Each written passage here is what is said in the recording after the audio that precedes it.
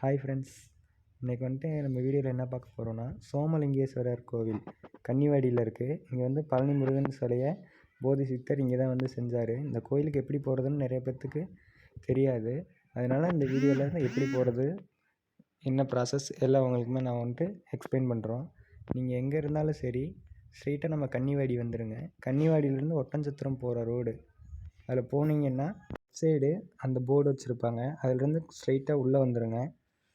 நீங்கள் உள்ளே வந்தனையுமே உங்களுக்கு ரோடு வந்து இப்படி தான் இருக்கும். அந்த மலை தெரியும். அந்த மலை அடிவாரத்தில் தான் நம்ம கோவில் இருக்குது. நீங்கள் அதிலே கொஞ்சம் தூரம் ட்ராவல் பண்ணிங்கன்னா இந்த மாதிரி தென்னந்தோப்புலாம் வரும்.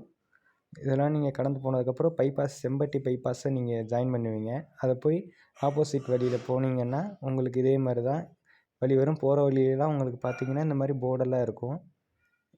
இதில் கொஞ்சம் தூரம் நீங்கள் ஒரு 5 மினிட்ஸ் ட்ராவல் பண்ணிங்கன்னா இந்த இடம் வரும். இங்கே வந்து உங்கள் பைக்கு, காரு எல்லாத்தையும் பார்க் பண்ணிவிட்டு இங்கேருந்து நீங்கள் நடந்து போகிற மாதிரி இருக்கும். ஒத்தையடி பாதை தான், மலை ஏறுவீங்க.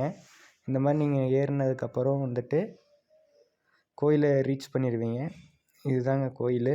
இதில் கொஞ்சம் மேலே ஏறி போனீங்கன்னா நம்மளுக்கு கோயிலை போய் அடைஞ்சிடலாம். இங்கே சிவனோட சிலையும் முருகனோட சிலையும் இருக்குது. இந்த கோயில் வந்துட்டு சாயங்காலம் 4 மணி வரைக்கும் ஓப்பனில் இருக்கும். நீங்கள் வந்து தரிசனம் பண்ணிக்கலாம். இங்கே வந்துட்டு ஃபோட்டோ, வீடியோஸ் வந்து சாமி எடுக்கிறதுக்கு பர்மிஷன் கிடையாது. அதனால் நாங்கள் எடுக்கலை. அதேமாதிரி இந்த கோயிலுக்கு வர்றப்போ யானைகள் நடமாட்டம் நிறையா இருக்கும். பார்த்து சேஃபாக வாங்க.